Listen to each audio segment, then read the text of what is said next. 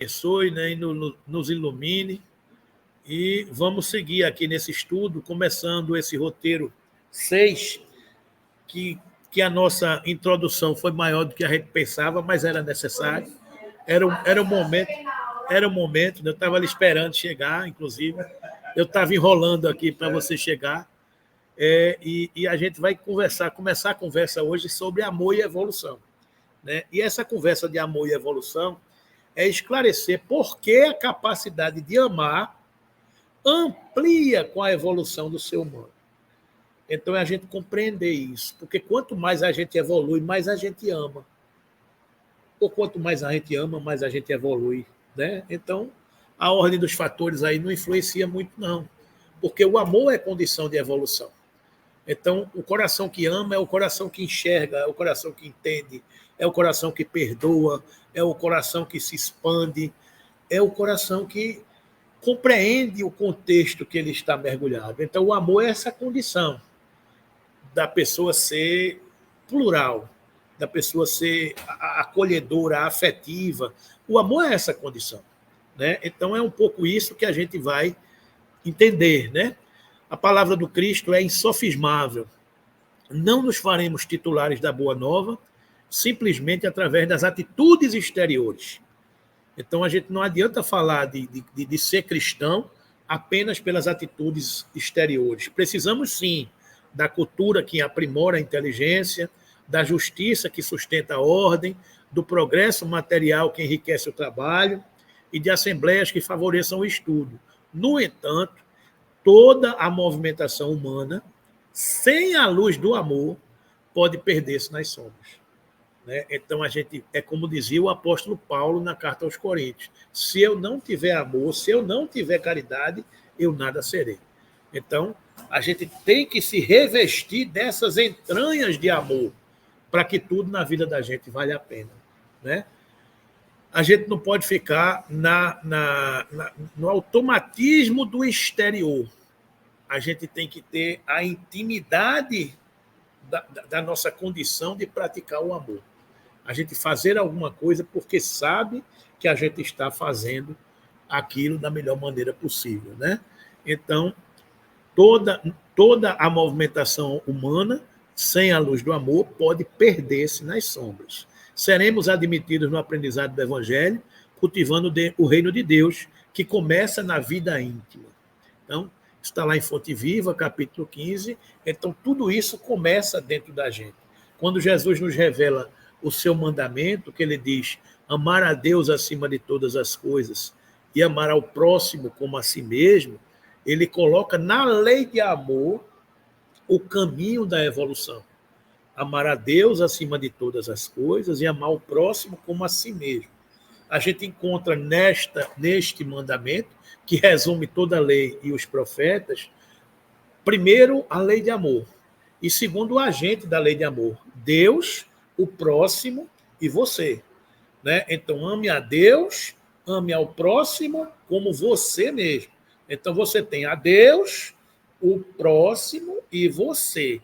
Você não ama o próximo se não amar você. Você não ama a Deus se você não amar o próximo. Então, para compreender o mandamento de Deus, você tem uma escala, uma escada. Você se ama, amando-se, você enxerga o próximo e ama também o próximo, e amando o próximo depois de amar a si, você ama a Deus, que você não conhece, não percebe e não sabe como é. Então, o próximo é sua ponte para Deus. Você é sua ponte para o próximo. Se você não se ama, você não vê qualidade no outro.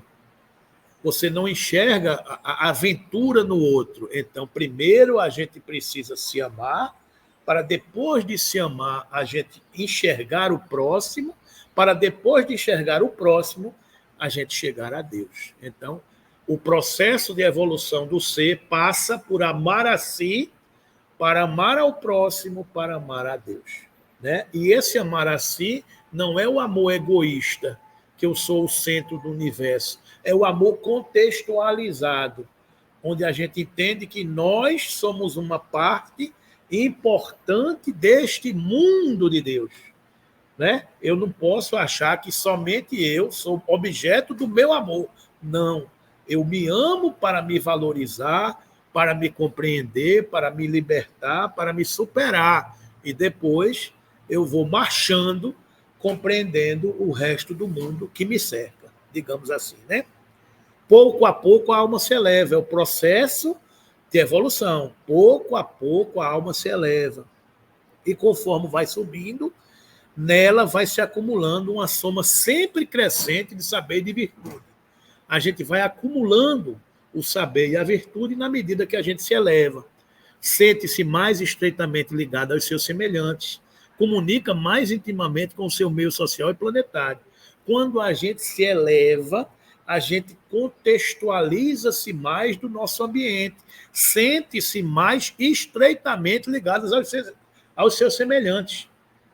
Quando a gente se eleva um pouco mais, a gente compreende mais o contexto que a gente está mergulhado. A gente se preocupa mais uns com os outros. A gente não quer deixar ninguém no meio do caminho. Porque na medida que a gente se eleva, a dor do outro começa a doer em mim. Né? Então eu vou compreendendo esse contexto, né? Na necessidade de se elevar a si mesmo, atrai a si, para fazê-lo chegar ao estado espiritual, todos os seres humanos que povoam os mundos onde viveram. É interessante isso que Leon Denis está nos dizendo aqui, né? Quando a gente sobe um degrau, a gente quer atrair para a gente todo mundo que participa da vida do mundo que eu influencio. Aquilo que é bom para mim, eu também quero que seja bom para os outros. Essa paz que eu já consigo ter, eu quero que os outros tenham. Quando a gente olha uma pessoa angustiada, faz, mas meu Deus, não fique assim. Tenha um pouco de paz no seu coração. Entenda o mundo de onde eu estou enxergando. Me dê a mão, venha para cá. Venha para cá para enxergar o mundo de onde eu estou enxergando. Porque algumas vezes a pessoa está enxergando de um patamar diferente do seu e não está vendo o que você está vendo. E quando você vê de um outro patamar, você enxerga a vida mais ampla. Mas, não, porque fulano está fazendo isso. Está certo, está fazendo isso. Xantipa e Sócrates. Vocês conhecem esse casal?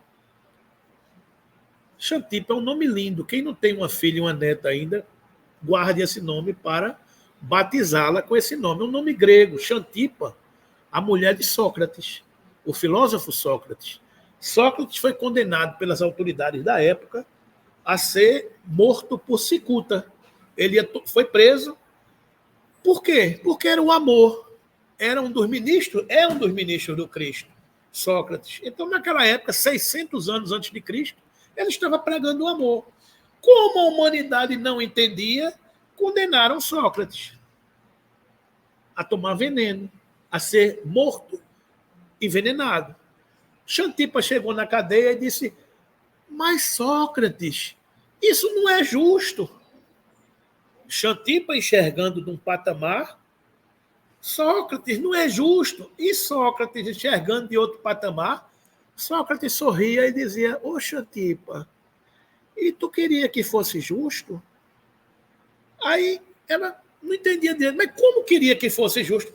Como é que pode ser justo se essa sociedade ainda não é justa? Então, como é que eu posso? Eu chego a tomar um susto com ela, que quando chegou, ele disse, o pé de manga tem mamão. Eu digo, e foi? É uma mamão que botaram para os passarinhos comer. Então, não pode nascer num pé de manga um mamão.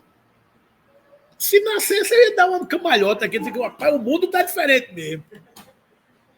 Então, por isso que Sócrates disse, ô Xantipa, e tu queria que fosse justo? Como é que pode vir de uma sociedade injusta uma atitude justa? Aí ela disse, mas Sócrates, eles vão te condenar à morte. Aí ele continuou sorrindo e disse, ô Xantipa, eles também estão condenados. É inexorável. Então, meus irmãos, quem enxerga de um outro patamar é sereno, é tranquilo, vive em comunhão com o mestre. Ah, meu amigo, eles estão me tratando de um jeito assim, assim. Coitados. Perdoa, pai. Eles não sabem o que fazem. Ah, mas vai doer. Vai doer. Mas também vai passar. Ah, mas está doendo. Faz parte. A gente não tem que ser, digamos assim, essas pessoas que aceitam tudo, não é? Isso não é covardia. Isso é compreensão. Isso é compreensão de um processo maior em que estamos todos mergulhados.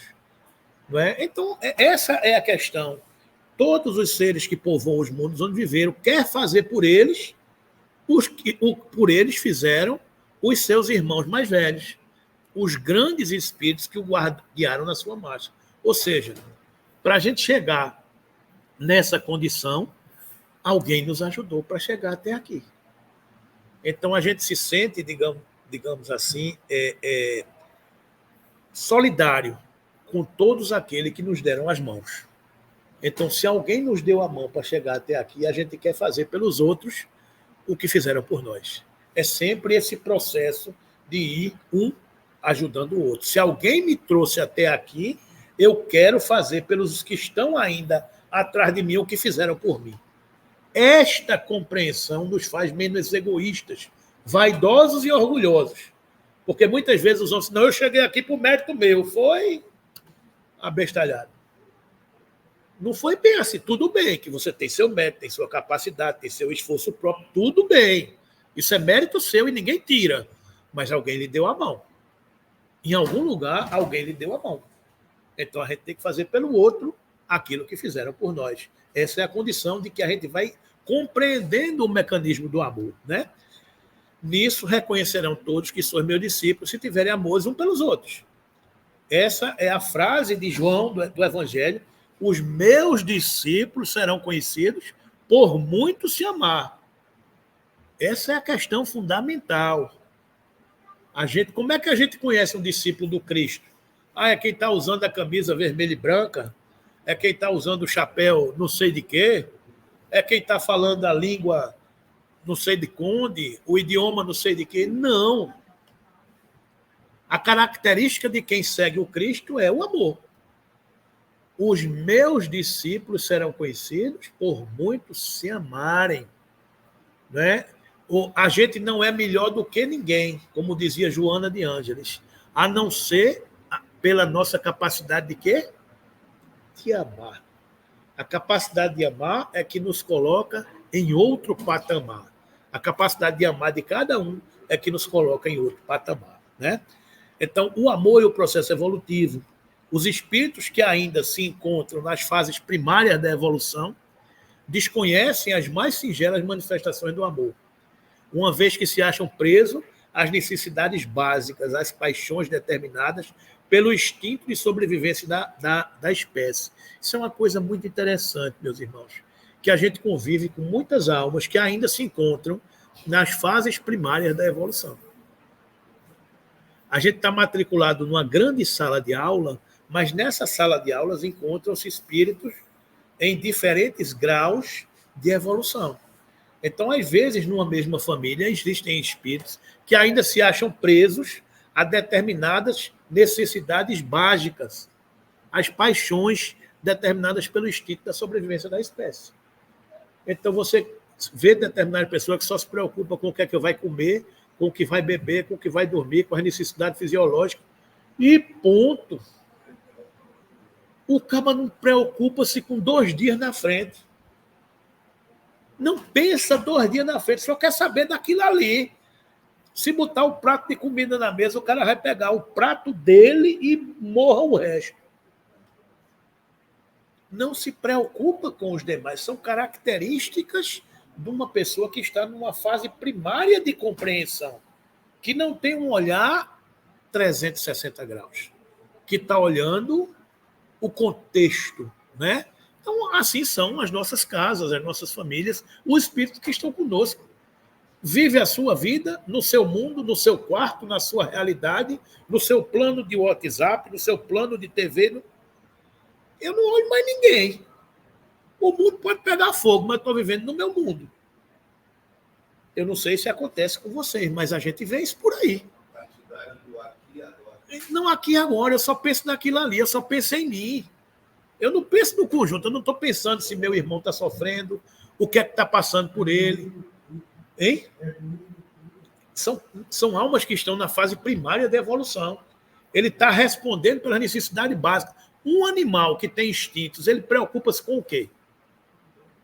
Comer, dormir, beber, necessidade fisiológica, fazer sexo. Acabou. Tu já viste algum gato dizendo, não, minha senhora, eu vou guardar essa ração aqui, porque pode ser que para a semana não tenha ração, aí eu vou comer só metade, porque na outra semana eu vou guardar um pouquinho. Tu já viste algum gato dizendo isso? Algum cachorro? Não, porque são as necessidades básicas, são os instintos. Existem almas assim? Claro que existe. O cara está preocupado com aquilo ali. Ah, se amanhã, não sei não, amanhã deixa para depois. Não sei se eu estou vivo. Então, a gente tem que compreender que a gente vive mergulhado nesse conjunto da obra, né? O desenvolvimento do amor, considerado em sua dimensão elevada, é conquista que se amplia durante o processo evolutivo humano. Aos poucos, a gente vai compreendendo isso. A gente vai dilatando a nossa capacidade de entendimento. E não adianta você forçar a natureza, que não é da noite para o dia que isso acontece. Né? É um caminhar. O amor puro é o reflexo do Criador em todas as criaturas. Brilha em tudo e em tudo palpita na mesma vibração de sabedoria e beleza. É fundamento da vida e justiça de toda a lei. Surge sublime no equilíbrio dos mundos erguidos a glória da imensidade, quanto nas flores anônimas esquecidas no campo. Plasma divino com que Deus evolve tudo o que é criado. O amor é o hálito dele mesmo, penetrando o universo. Vemo-lo assim como silenciosa esperança do céu, aguardando a evolução de todos os princípios e respeitando a decisão de todas as consciências. Mercê de semelhante bênção, cada ser é acalentado no degrau da vida em que se encontra. O amor, repetimos, é o reflexo de Deus, nosso Pai, que se compadece de todos e que a ninguém violenta, embora em razão do mesmo amor infinito com que nos ama, determine estejamos sempre sob a lei da responsabilidade que se manifesta para cada consciência de acordo com as suas próprias obras. E amando-nos, permite o Senhor perlustrarmos sem prazo o caminho de ascensão para Ele, concedendo-nos, quando impensadamente nos consagramos ao mal, a própria eternidade para reconciliar-nos com o bem, que é a sua regra imutável. Ou seja, o amor é o alimento, é o plasma onde Deus opera, onde tudo se constrói, onde tudo se realiza. É por atos de amor que o universo cresce, se expande, se cria, e é assim em todos os reinos da natureza. Então, este hálito do Criador, como ele diz aqui, ele concede-nos sem prazos o caminho da ascensão. Ou seja, nós temos a eternidade para encontrar esse amor. Aí você diz, não, mas tem espírito que vai ser expulso da terra, mas não vai desistir do caminho do amor. Ele vai sim ser expulso da terra, né? Exilado da terra, se não tiver uma determinada condição, mas ele não vai ser exilado da vida. E o contexto da mensagem de Emmanuel aqui é que o amor, ele não expulsa ninguém da vida. Ele vai ter sempre uma oportunidade de crescer. Um aluno que foi expulso de um colégio porque ele não acompanhou o crescimento daquele colégio, ele vai ser matriculado em outro, porque ninguém desiste daquele aluno. Um dia ele chega a essa condição. Né? Então, concede-nos, quando impensadamente nos consagramos o mal, a própria eternidade para nos reconciliarmos com o bem, que é a sua regra imutável. Então, a fatalidade de todos nós é ser feliz. É o amor, é a condição de espírito puro. Quando e como cada um chegaremos, é decisão pessoal de cada um. Então, o amor é esta manifestação de Deus presente em toda parte, né? No processo evolutivo seguinte, após a sua fase primária, acontecem as primeiras manifestações do sentimento. Sai dos instintos para as sensações, para os sentimentos. Mas mesmo neste momento da evolução, a criatura humana ainda se encontra muito distante do amor puro, sublimado, e a partir desse marco, e por muito tempo, permanecerá centrada em si mesmo, amando-se mais a si e pouco ou nada se interessando pelo próximo.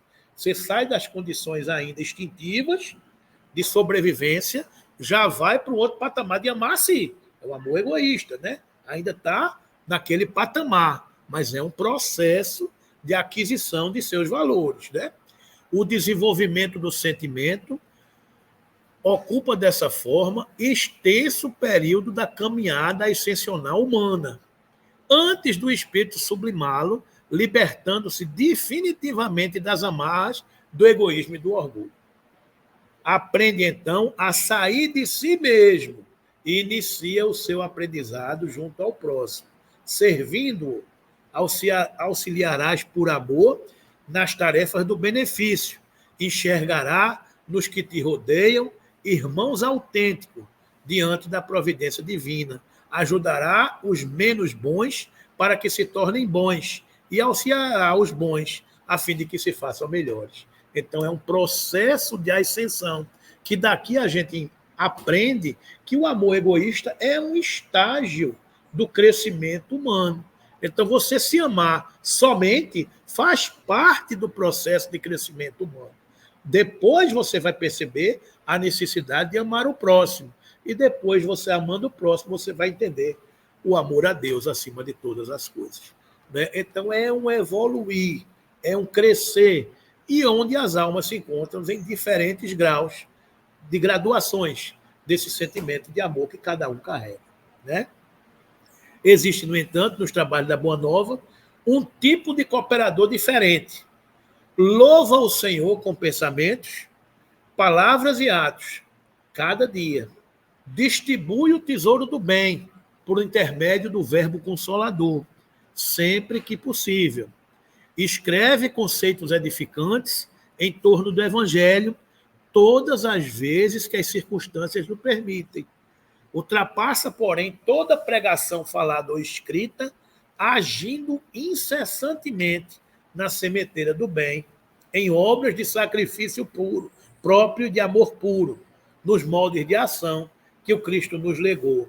Não pede recompensa, não pergunta por resultados, não se sintoniza com o mal. Abençoa e ajuda sempre. Semelhante companheiro é conhecido por verdadeiro discípulo do Senhor, por muito amar. Como é bom, né, que a gente conheça mais pessoas e mais pessoas assim. Né? O nosso hálito mental, a nossa vida muda quando a gente se depara com criaturas dessa forma, onde todas as pessoas são sintonizadas com o bem. Né? A gente vai chegar nessa condição, sim. A gente está caminhando para isso, né? Onde o mundo será povoado somente de almas que vibram e que pensam nesse mesmo patamar. Né? Então, vamos caminhando para ele, né? Eu vou terminar lendo essa página de Nosso Lar, depois a gente na próxima semana continua, mas eu trago no capítulo 18 de Nosso Lar, Amor, Alimento das Almas. Quando o André Luiz, conversando com Lísias, ele diz: o meu olhar indagador ia de Lísias para a senhora Laura, que era a mãe de Lísias, né? Ansioso de explicações imediatas. Sorriam todos na minha natural perplexidade, mas a mãe de Lísias veio ao encontro dos meus desejos, explicando.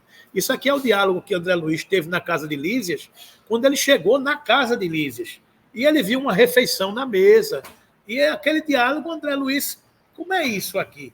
Como é essa questão do alimento aqui na colônia espiritual Nosso Lar? Né? E ela explicou a questão do alimento fluídico de uma determinada dimensão, mas depois ela começa dizendo: nosso irmão talvez ainda ignore que o maior sustentáculo das criaturas é justamente o amor.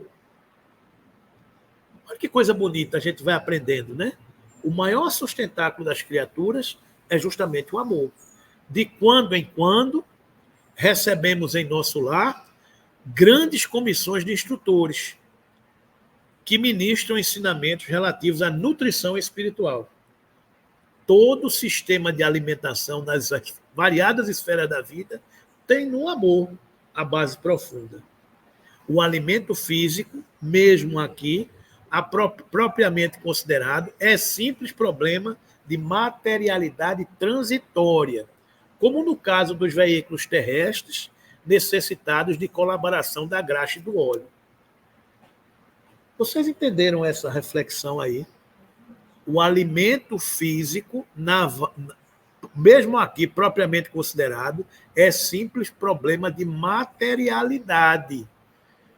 A matéria se alimenta da matéria conforme o grau de evolução da matéria.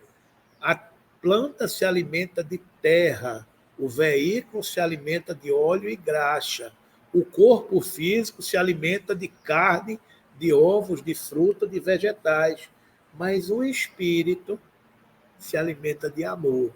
Então a gente vai nas graduações que ele está dizendo aqui, né?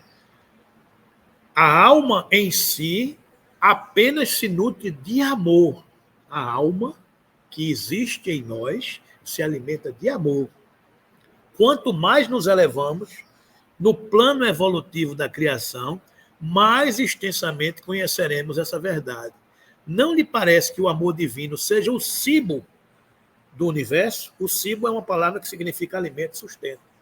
Aí é que minhas amigas psicólogas precisam entender que, enquanto estamos encarnados, e somos corpo e somos matéria, somos espírito e somos matéria, e somos carne, se não há uma compensação do alimento da alma e do alimento do corpo, a gente foge para as compensações que estão do outro lado. São as compulsões. Se eu não tenho necessário alimento da alma, eu compenso com o alimento do corpo. Aí eu vou para as fugas, como muito, bebo muito, muito sexo, muito vício, porque é como se eu tivesse a necessidade de viver sempre equilibrado. Então, como eu não compenso, como eu sou uma pessoa infeliz no campo da amorosidade, eu encho o copo com outra coisa que está aqui do lado. Então, a gente vai compreendendo isso. Quando você encontra o sentimento do amor que lhe preenche, sacia o estômago, acabam as necessidades, é por aí. Então, o amor basta, digamos assim, né? Então, quando eu não estou compensado nesse equilíbrio, eu compenso de outra forma, né? Gordinho aqui está explicando bem essas compensações, né? Então, não lhe tais elucidações confortavam-me sobremaneira, percebendo minha satisfação íntima, Lígias interveio acentuando. Tudo se equilibra no amor infinito de Deus. O equilíbrio. Tudo se equilibra no amor infinito de Deus. Quanto mais evolvido o ser criado, mais sutil o processo de alimentação. Quanto mais evoluído, mais alimentado de amor, menos necessidade da matéria. Porque ele se compensa no amor. O verme, no subsolo do planeta, nutre-se essencialmente de terra. O grande animal colhe na planta os elementos da manutenção, a exemplo da criança sugando o seio materno. O homem colhe o fruto do vegetal, transforma-o segundo a exigência do paladar que lhe é próprio e serve-se dele à mesa do lar. Nós outros, criaturas desencarnadas, necessitamos de substâncias suculentas, tendentes à condição fluídica, e o processo será cada vez mais delicado à medida que se intensifique a ascensão individual. Não esqueçamos, todavia, a questão dos veículos, acrescentou a senhora Laura, porque, no fundo, o verme, o animal, o homem e nós dependemos absolutamente do amor, todos nos movemos nele e sem ele não teríamos existência. É extraordinário aduzir como ouvido. Não se lembra do ensino evangélico, do amai-vos uns aos outros? Prosseguiu a mãe de Lísias atenciosa. Jesus não preceituou esses princípios, objetivando tão somente os casos de caridade, nos quais todos aprenderemos mais dia, menos dia, que a prática do bem se constitui simples dever. Aconselhava-nos igualmente a nos alimentarmos uns dos outros. Olha o ensinamento. Aconselhava-nos igualmente a nos alimentarmos uns dos outros, no campo da fraternidade e da simpatia. O homem encarnado saberá mais tarde que a conversação amiga, o gesto afetuoso, a bondade recíproca, a confiança mútua, a luz da compreensão e o interesse fraternal, patrimônios que se derivam naturalmente do amor profundo, constituem sólidos alimentos para a vida em si. Reencarnados na Terra, experimentando grandes limitações, voltando para cá, entretanto, reconheceremos que toda a estabilidade da alegria é problema de alimentação puramente espiritual. Formam-se lares, vilas, cidades e nações em obediência a imperativos tais. Precisa dizer mais alguma coisa, não? A gente se alimenta da fraternidade, do amor recíproco, não é isso? Recordei instintivamente as teorias do sexo, largamente divulgadas no mundo, mas adivinhando-me talvez os pensamentos, a senhora Laura sentenciou: e ninguém diga que o fenômeno é simplesmente sexual. O sexo é manifestação sagrada desse amor universal e divino, mas é apenas uma expressão isolada do potencial infinito. Arrematou com chave de ouro. Entre os casais mais espiritualizados, o carinho e a confiança, a dedicação e o entendimento mútuos permanecem muito acima da união física, reduzida entre eles à realização transitória. Isso fica no patamar dos instintos.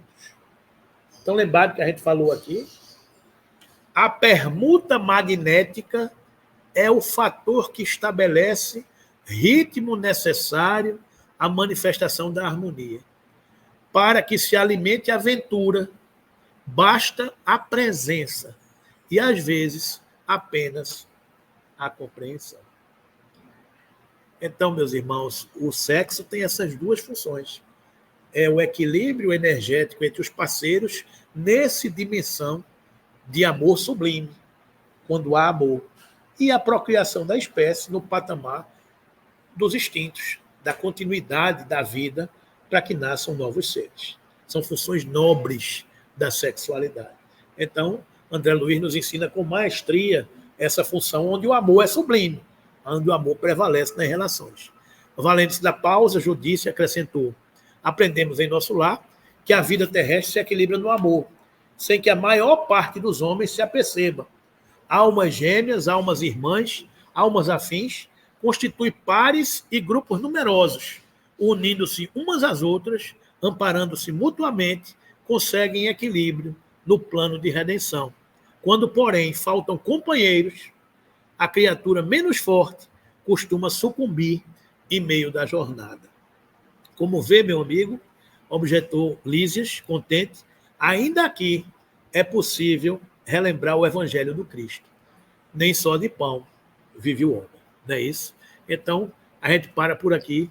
Na próxima semana, a gente continua com esse estudo do amor e a evolução. E é muito gratificante a gente compreender esse sentimento que nos nutre todos os dias da nossa vida, né?